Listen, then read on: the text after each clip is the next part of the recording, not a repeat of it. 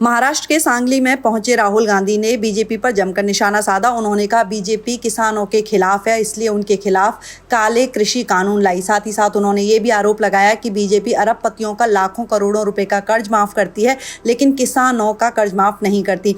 उन्होंने कहा कि हमने अपने कार्यकाल में किसानों का कर्ज माफ किया, लेकिन बीजेपी को इस बात से कोई फर्क नहीं पड़ता, वो सिर्फ अरबपतियों का कर्ज माफ करना चाहती है। साथ ही साथ उन्होंने ये भी कहा कि जब मैं संसद में अडानी और अंबानी के खिलाफ बोलता हूँ तो मुझे बोलने से रोका जाता है। जब मैंने किसानों को शहीद का दर्जा देने की कोशिश की तो इस बात के लिए भी बीजेपी ने मुझे मना कर दिया। सुनिए इस स्पीच में उन्होंने बीजेपी के लिए क्या बोला। मैंने पार्लियामेंट में भाषण दिया। पार्लियामेंट में किसी का नाम लिया जा सकता है, मगर पहली बार मुझे कहा गया कि पार्लियामेंट हाउस में अपने भाषण में मैं अदानी और अंबानी का नाम नहीं ले सकता हूं। तो फिर मैंने कहा ठीक है भैया, आप चाहते हो कि मैं ना लूं, मुझे कुछ ना कुछ तो कहना पड़ेगा। अगर अंबानी अदानी नहीं चाहते हैं तो मैं कुछ और कह देता हूं। तो मैंने उनका नया नाम बनाया है A1 और A2। पूरा का पूरा काम A1 और A2 का हो रहा है। प्रधानमंत्री जी ने इसके लिए माफी किसी से नहीं मांगी।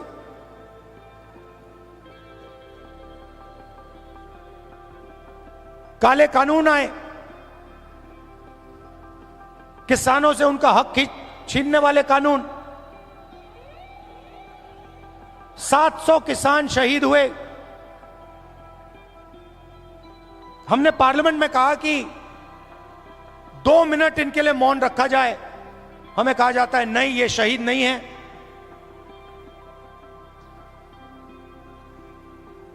दो लोगों को फायदा पहुंचाने के लिए हिंदुस्तान के सारे स्मॉल और मीडियम बिजनेसेस को खत्म कर दिया। जो लोग इस देश को रोजगार देते हैं उनको नोटबंदी से, गलत जीएसटी से आपने खत्म कर दिया। अरबपतियों का रास्ता खोलने के लिए उनसे भी आप माफी मांगिए, नोटबंदी की माफी मांगिए, गलत जीएसटी की माफी मांगिए। और नतीजा क्या है कि आज अगर युवा रोजगार चाहता है, सिर्फ महाराष्ट्र में नहीं, पूरे देश में कहीं भी अगर रोजगार चाहता है, उसे रोजगार नहीं मिल सकता।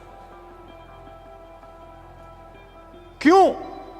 क्योंकि जो कंपनियां उसे रोजगार देती थी, जो छोटी कंपनी थी, मिडिल साइज कंपनी थी, वो सब बंद हो गई, खत्म हो गई। भाई और बहनों, अंबानी और अदानी इस देश को रोजगार नहीं दे सकते हैं। रोजगार कौन दे सकता है?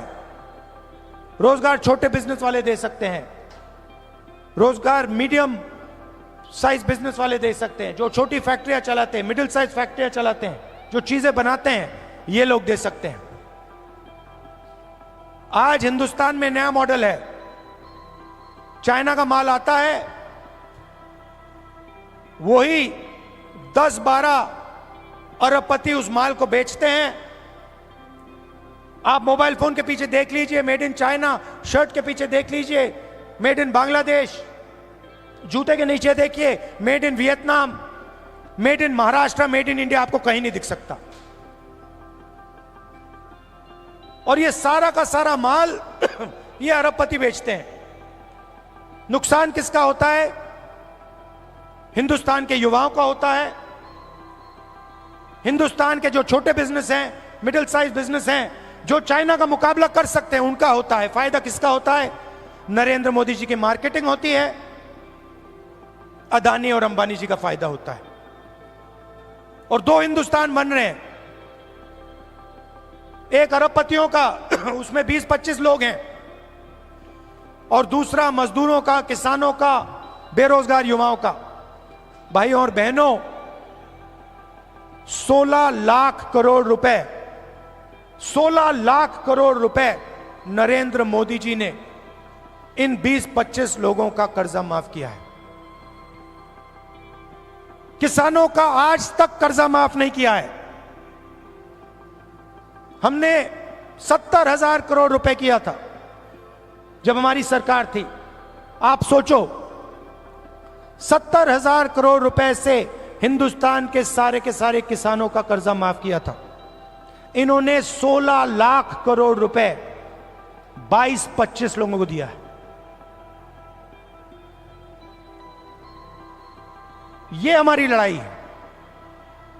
हम चाहते हैं कि एक हिंदुस्तान हो।